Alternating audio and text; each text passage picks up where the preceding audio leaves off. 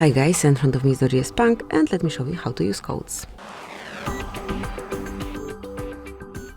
So if you want to explore your device a bit more by using secret codes, you have to open your phone dialog at first, then enter keypad, and this is the place where you can enter any code that you have.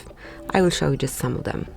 The first one is pretty short, it's *##06#. And as you can see, by entering this code, you can enroll device information.